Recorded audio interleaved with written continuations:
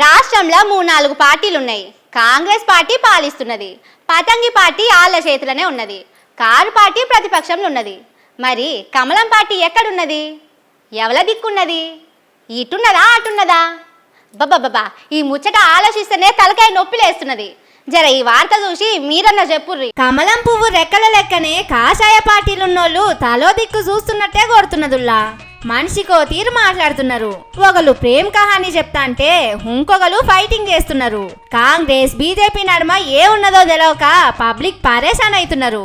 నిన్న కరీంనగర్ లా బండి సంజయ్ సారే అని చెప్పిండో చూడుండ్రి. నాకు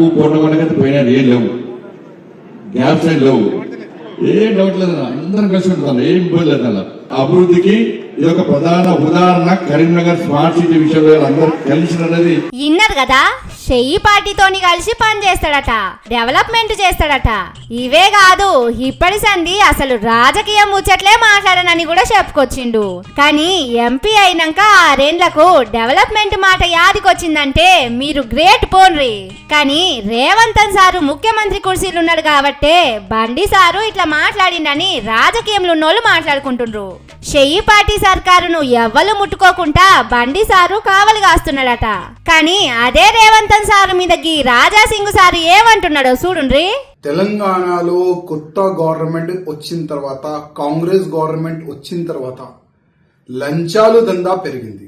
రాజా సింగ్ సారు బండి సంజయ్ సార్లు ఇద్దరు కూడా బీజేపీలోనే ఉండే. మరి మొత్తం మంచిగానే ఉన్నట్టు బండి సార్కు ఎట్లా అనిపిస్తున్నది?